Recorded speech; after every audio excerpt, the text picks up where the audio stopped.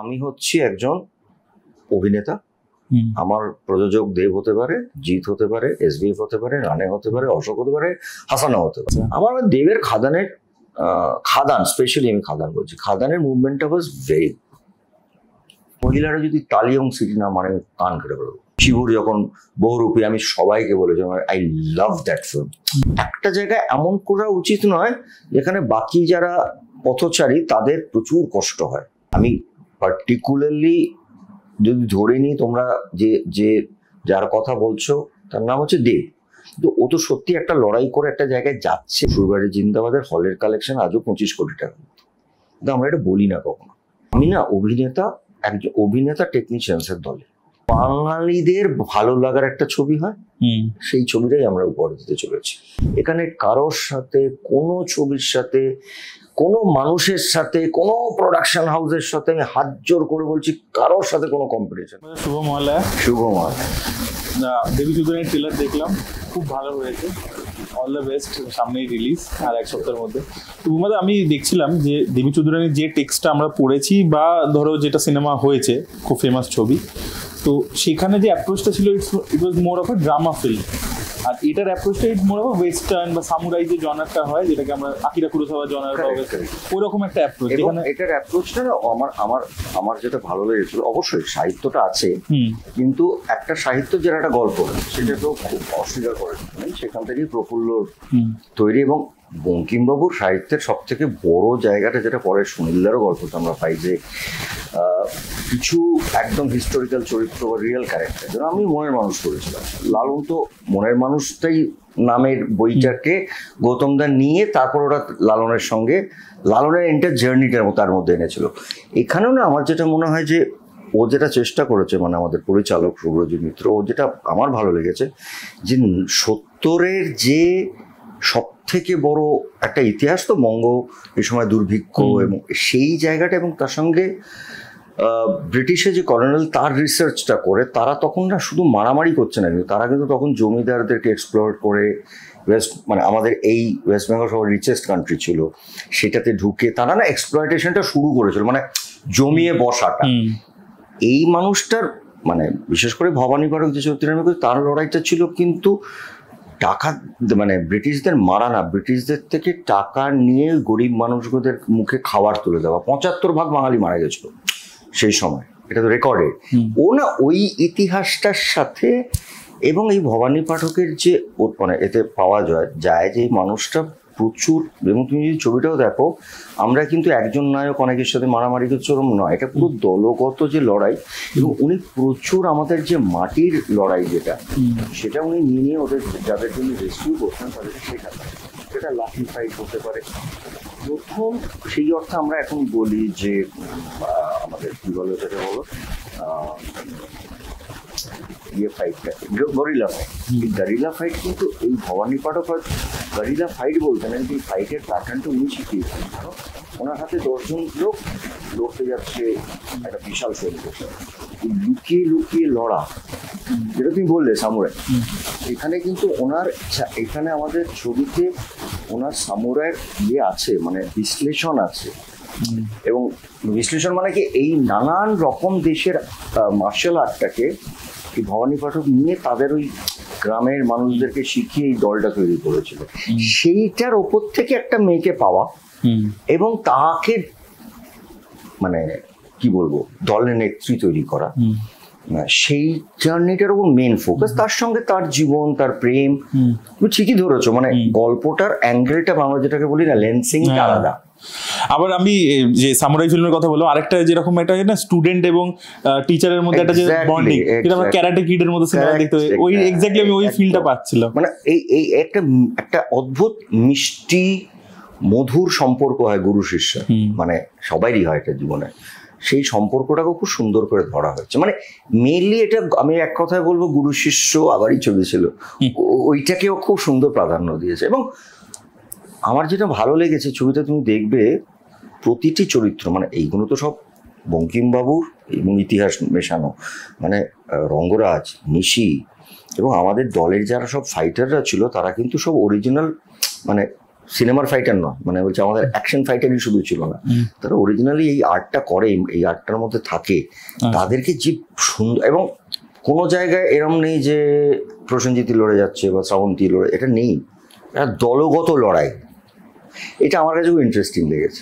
তো মানে অ্যাকশন মানে অনেকদিন পরে কেমন লাগলো? তুমি তো অ্যাকশন মানে বলতে পারো বাংলাদেশ একটা নতুন ভাবে নিয়ে এসেছিলে প্রচুর। আমার কাছে কি হয় জানো তো, সত্যি কথা বলছি, আমি এটা গল্প করতে করতে বলি যে আমি যদি আমার সঙ্গে যে ফাইট মাস্টাররা কাজ করতেন, সত্যি তো আমি এক একটা ফাইটকে এখানে ইন্ট্রোডিউস করেছি বিভিন্ন সময়, প্রতিবাদের সময় একরকম পুরো টেকনোলজি আমি এনেছিলাম। তো আমার কাছে এখন যেরকম হয়ে যে ফাইট আমি তোমার সঙ্গে কথা বলি, এখানে ওরা প্র্যাকটিস করলে ওরা বলে স্যার শর্ট রেডি, আচ্ছা 1 2 3, এটা আমি করে দেবো এখনো। মানে এই জলে সাঁতার কাটতে শিখলে তো এটা কেউ লোকে বলে না।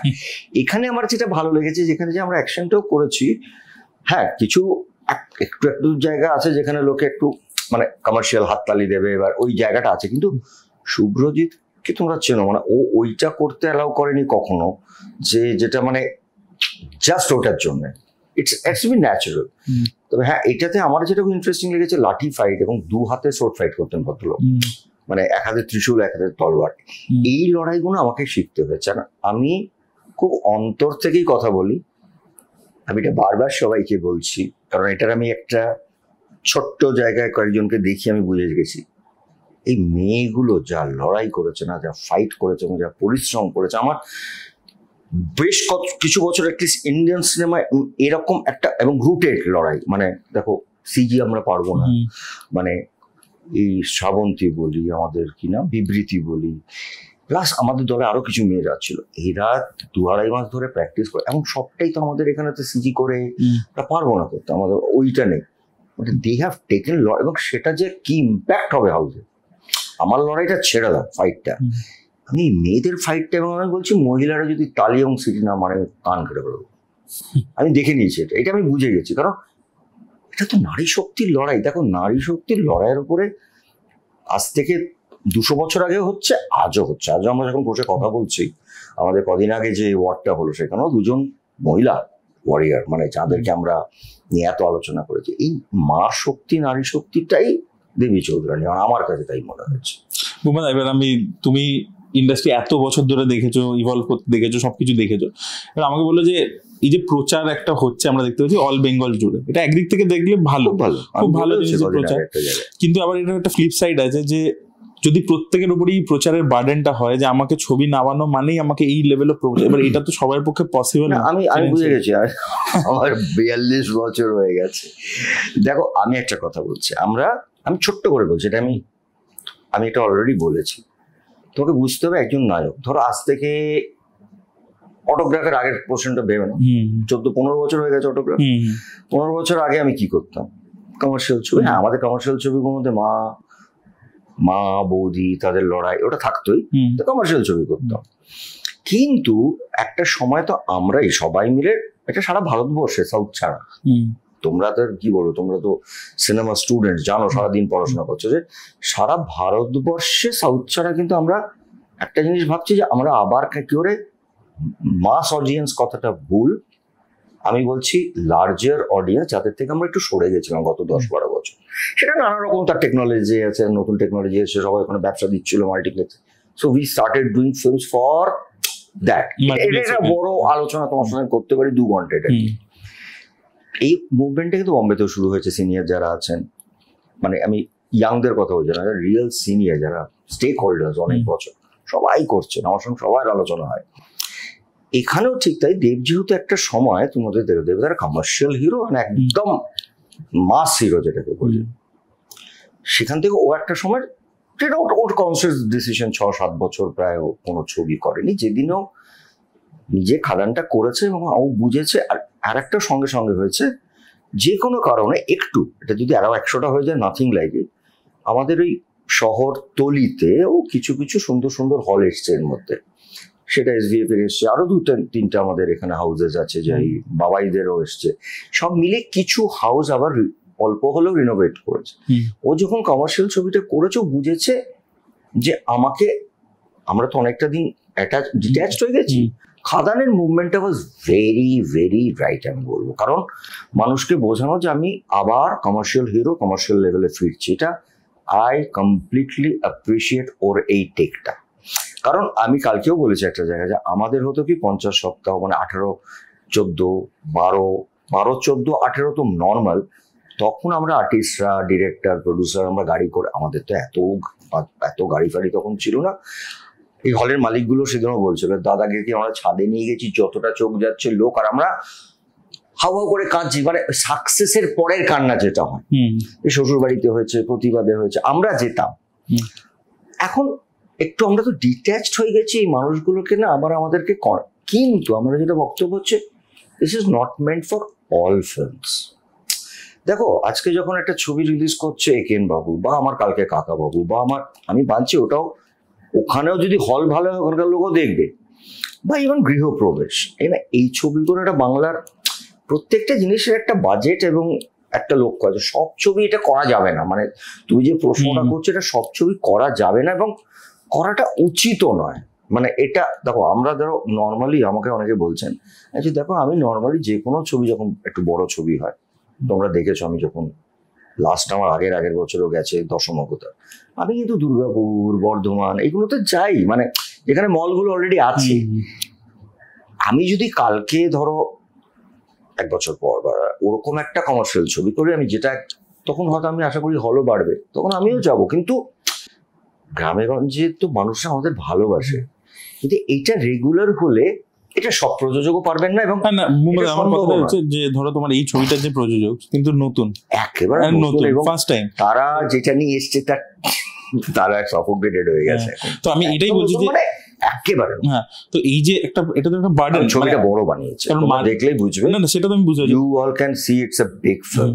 বুম্বাদা এই যে মার্কেটিং কস্টের যে এতটা মানে বার্ডেন পড়ছে, এইটা তো একটা খুব ডিফিকাল্টি হয়ে যাবে। মানে ডিফিকাল্টি হবে না, এটাকে লড়তে হবে। দেখো আমরা কি করি, দেখো আমি কালকেও বলেছি, আমি হচ্ছি একজন অভিনেতা, আমার প্রযোজক দেব হতে পারে, জিৎ হতে পারে, SBF হতে পারে, রানে হতে পারে, অশোক হতে পারে, হাসানা হতে পারে। আমি শেষ কথা করি, আমি জানি তখন আমি ছবিটা কাদের দেখাতে চাই, তখন আমি তোমাদের মতন ক্রিটিক্স আরো যারা সিনে তাদের দেখাই।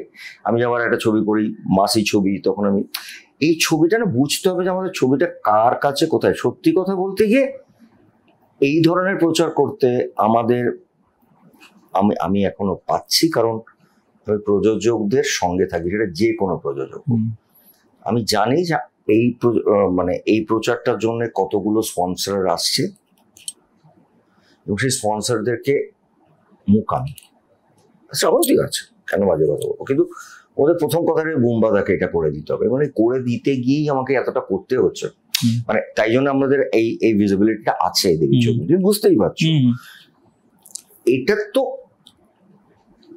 মানে প্রোডাকশন থেকে এতটা করাটা তো আমাদের একটা ছবি হয়ে যায়, একটা নর্মাল ছবি হয়ে যায়।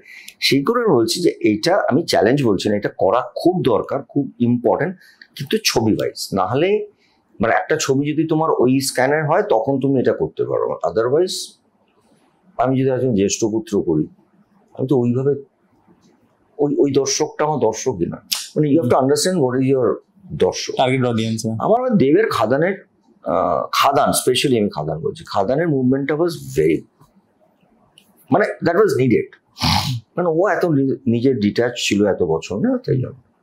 বুম্বাদা আরেকটা আমি কোয়েশ্চেন করছি, আমি একটু কন্ট্রোভার্সিয়াল, বাট আমার মনে হয় এটা তোমার অ্যাড্রেস করা উচিত, it is becoming a problem for everybody. অনেকে এটা পেপার মানে মেইন স্ট্রিম মিডিয়াও একটু লিখেছে, আমরাও কথা বলেছি, যে এক হচ্ছে ইনফ্লেটেড ফিগার্স, দ্বিতীয় হচ্ছে কর্পোরেট বুকিং। এই দুটো কি তোমার মনে হয় যে এটা বম্বে থেকেই এসছে, বম্বেতে একটা কালচার হয়েছে, এটা তুমিও জানো খুব ভালো করে, পাঠান থেকেই শুরু হয়েছে, নামই করে দিচ্ছে। এই প্রশ্ন আমাকে করেছে, আমার কিছু ইন্টারভিউস তো অন্য হয়েছে, এটা হয়েছে। আমি দুটো কথা বলি, একটা হচ্ছে দেখো হোয়াট ইজ কর্পোরেট বুকিং, আমি জানি না কার কতটা ক্ষমতা, আমি আমার কথা বলছি। কি হয়, এই যে ধরো আমি এই ছবিতে অ্যারাউন্ড আমার কাছে যা আছে না 25-30টা ব্র্যান্ডিং ছোট বড় মিলিয়ে এসছে, তারা তাদের মতো মানে দেখো আমাদেরকে দুটো জিনিসই চাওয়া, এটা দিন এই পাবলিসিটিটার সঙ্গে বুমবাদার এটা একটা স্ক্রিনিং করবো বা দুটো স্ক্রিনিং করবো, এইটা কিন্তু অনেক বছর ধরে হচ্ছে। ইট ইজ নাথিং ডিল, মানে তুমি ভাই আমার 20টা ব্র্যান্ডিং আসছে, তোমাদের প্রত্যেকটা তুমি দুটো করে শো প্লাস এইটুকু বুমবাদা এই ব্র্যান্ডিংটা তোমাকে পুজোর জন্য করে দিচ্ছে, এটা বুমবাদা বলেই বলছে, কিন্তু এটা অনেকেই করছেন, এটা অনেক দিন ধরেই হচ্ছে। তুমি যেটা ফিগারের কথা বলছো না, এইটা তো প্রথমত আমি ডিস্ট্রিবিউশন নই, প্রডিউসার নই, আমি ফিগার কোনোদিন দেখিনি, এবং আমি খুব অনেস্টলি বলছি, তোমরা তো অনেক ছোট আমার থেকে, তুমি আমার যে কোনো এক্সিবিটরকে ফোন করে নাও রাত্রি 2টোর সময়, কোনো একটা প্রডিউসারকে ফোন করে নাও যাদের সাথে আমি অ্যাভারেজ 15টা 20টা করে ছবি করেছি, বুমবাদা কোনোদিন ফোন করে আপনাদের জিজ্ঞাসা করেছে যে আপনার হলের কালেকশন কি? দেখো আমি না অভিনেতা, একজন অভিনেতা টেকনিশিয়ানসের দলে, মানে আমার কাজটা হচ্ছে দেখা যে একজন শ্বশুরবাড়ি জিন্দাবাদের হলের কালেকশন আজও 25 কোটি টাকা, কিন্তু আমরা এটা বলি না কখনো, মানে আজকে 25 বছর আগে যদি 2.5 কোটি টাকা হয়, তুমি এটা ছেলে তুমি এটা ক্যালকুলেট করো না, ইকোনমি কোথায় বেরো, তখন 2.5 টাকার টিকিট। সো আমি বলছি এই ক্যালকুলেশন গুলো আমি কোনোদিন করিনি, কারণ আমি সবসময় মনে করেছি আমি একজন অভিনেতা, আমি শুধু দেখতাম কিরে খুশি চল বল নেক্সটটা কবে করবো, কি করবো বল। আমি এই ক্যালকুলেশনটা না খুব ভালো জানি না, সত্যি কথা, মানে সত্যি বলছেন না মিথ্যে বলছেন, বাড়িয়ে বলছেন, তবে একটা জিনিস বলছি, যদি ধরেই নিই সবার কথা শুনে, অনেকের কথা শুনে, সবার বলবো না, অনেকের কথা শুনে এটা অনেকটা বড় বাড়িয়ে বলা হচ্ছে, তাহলে কিন্তু সেটা অন্যান্য ছবির জন্য বা অন্যান্য পরিচালকদের জন্য এবং অন্যান্য অভিনেতা অভিনেত্রীর জন্য কারোর সাকসেসটা, আমি তো তুমি দেখেছো খাদান বলি সবাই পাশে দাঁড়াই, শিবুর যখন বহুরূপী, আমি সবাইকে বলেছি আই লাভ দ্যাট ফিল্ম, আমি হলে গিয়ে দেখেছি, আই অ্যাম এল্ডার ব্রাদার, কিন্তু একটা জায়গায় এমন করা উচিত নয় যেখানে বাকি যারা পথচারী তাদের প্রচুর কষ্ট হয়। কষ্টটা কিন্তু শুধু ছবি রিলিজের পরে চললো কি না চললো সেটা নয়, কিন্তু তুমি রিলিজের আগে তোমার একটা ভেতরে কষ্ট আরম্ভ হয়ে যাবে, তাহলে কি আমরা কিছুই করতে পারছি না, সেটা কিন্তু রিফ্লেক্ট করবে আর কদিন পরে সিনেমা। যদি ধরেই এটা বাড়িয়ে বলছে, আর যদি এটা সত্য হয়, তাহলে আমাদের উচিত যে ওই জায়গাটার কাছেই পৌঁছানো, আর যদি ওটা পৌঁছাতে হয় সেরকম ভাবে সিনেমা বানাও, ইট ইজ ওপেন ফিল্ড ভাই। কাল যদি আমি মনে করি ভাই কেউ একটা বলছে 20 কোটি টাকা আর আমার ছবি হচ্ছে 6 কোটি টাকা, তাহলে আমাকে 6 থেকে 18তে যেতে হবে, সে লড়াইটা করো, এটা লড়াইয়ের জায়গা, পরিষ্কার বাংলা কথা। আমার মনে হয় আমার ব্যাখ্যাটা এর বিষয়ে আমি কিছু করতে পারবো, কারণ আমি সত্যি জানি না। আর আমি বলছি কৌশিকেরই ধরো না, কৌশিকের তো অর্ধাঙ্গিনী নিয়ে আসবে এবং আমার দৃঢ় বিশ্বাস মানুষ দেখবেন যে সেটা তো 22 কোটি টাকা ব্যবসা করবে না, খুব স্বাভাবিক, তো ছবিটা তো আসবে, লোকে তো দেখবেন, এবং কৌশিকের একটা ফ্যান ফলোইং আছে, তার ছবি দেখার জন্য অপেক্ষা করবে। আমি সেই জায়গাগুলো ওই ভেতরের লড়াইটা কি আমরা তো শিল্পী রে বাবা, আমাদের ভেতরের লড়াইটা কি কতদিন চালিয়ে যেতে পারবো না বুমবাদা, মানে এই ধরো অর্ধাঙ্গিনীর মতো ছবি, it's a pure word of mouth film পুরোটাই। আমাদের কদিন আগে এলো সুভার এই ছবিটা গৃহপ্রবেশ, হ্যাঁ, এবার ব্যাপার হচ্ছে কি যে ওটা ধরো পড়লো আর পাশে ধরো একটা এরকম ছবি পড়লো যেটা এরকম লেভেলে মার্কেটিং করছে বা যাই করছে, যেগুলোর আমরা বিষয়ে আলোচনা করছিলাম, তো তখন কিছু এই ওয়ার্ড অফ মাউথটা স্প্রেড হওয়ার আগেই এর তো শোজ নেমে যাচ্ছে না, because apparently this is performing better the other film, আর এটার শোজ নেমে যাচ্ছে, তো তখন তো প্রবলেমটা না।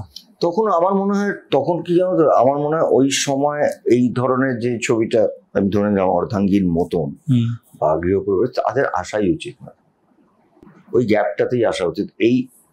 এই সময়টা আমি মানে এই পার্টিকুলার পুজো বলছিলাম যে এরম যখন একটা কোনো ছবি আসবে বা এরম একটা মার্কেটিং প্ল্যান যখন কারোর সামনে থাকছে, তখন এই মানে বিশেষ করে ধরো আমি আমার ছবি ময়ূরাক্ষীর মতো ছবি আসা উচিত নয়, সেই অর্থে 2 সপ্তাহ পরে এসো, আগে এসো, পরে তাই করা উচিত।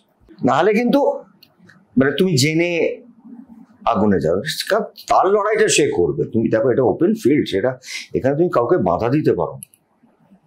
মানে আমি পার্টিকুলারলি যদি ধরে নিই, তোমরা যে যার কথা বলছো তার নাম হচ্ছে দেব, কিন্তু ও তো সত্যি একটা লড়াই করে একটা জায়গায় যাচ্ছে, মানে ছবিটার প্রচার ভাবি, রিলিজ ভাবি, বক্স অফিস ভাবি, এটা তো যাচ্ছে। কিন্তু আবার একেনবাবুও তো যাচ্ছে, একেনবাবুর কি প্রচার হয়েছে তোমরা দেখেছো, কি ব্যবসা করেছে। মানে আমি বলছি Ekenbabu was nothing less than any of those Puja big release, right?